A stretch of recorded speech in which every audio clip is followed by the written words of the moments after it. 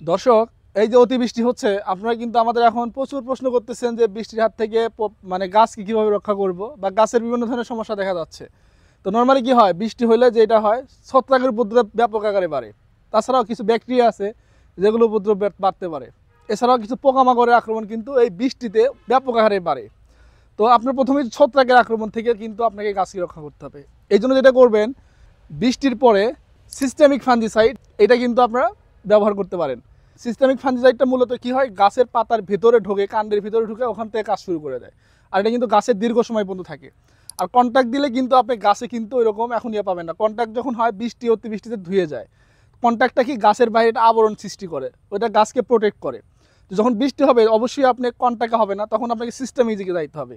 তো সিস্টেমিক ছত্রাকনাশক যদি বলি আপনাকে, প্রোপিকোনাজল বা হেক্সাকোনাজল অথবা মেটালক্সিল প্লাস কার্বানডিজম, এই জাতীয় যে ছত্রাকনাশক আছে যেগুলো হচ্ছে সিস্টেমেটিক্যালি কাজ করে, গাছের অভ্যন্তরীণ ভেতরে ঢুকে গাছকে বাইরে থেকে সুরক্ষা দেয়। এছাড়াও যদি আপনারা হচ্ছে গাছে অতিবৃষ্টিতে গাছের নিচের দিকে ঢলে পড়া রোগ হয়, ব্যাকটেরিয়াজনিত বা নেমাটোডের কারণে গাছের গোড়া অনেক সময় ঢলে পড়ে অতিবৃষ্টিতে। তো আপনারা যেটা প্রথমে করবেন, পানির যে নিষ্কাশন ব্যবস্থা আছে এটা কিন্তু সুনিশ্চিত করবেন যেন পানি কোনোভাবেই আপনার গাছের গোড়ায় জমে না থাকে। আর এটার জন্য অবশ্যই যে ব্যাকটেরিয়া নাশক বা নেমাটোডের জন্য যে ট্রাইকোডার্মাগুলো আছে, এগুলো যদি ব্যবহার করতে পারেন তাহলে কিন্তু এই যে গোড়া পচা রোগটা অনেকটাই কমে যাবে। এছাড়াও অতিবৃষ্টিতে যেটা হয়, কিছু শুঁয়োপোকা, জাপ পোকা, থ্রিপসের আক্রমণ কিন্তু হইতে পারে।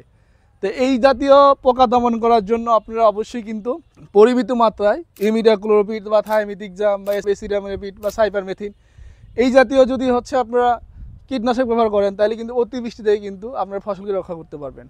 আর অবশ্যই এগুলো ফলো করবেন, আদারওয়াইজ হচ্ছে কিন্তু আপনার ফসল কিন্তু ব্যাপক আকারে ক্ষতিগ্রস্ত হবে।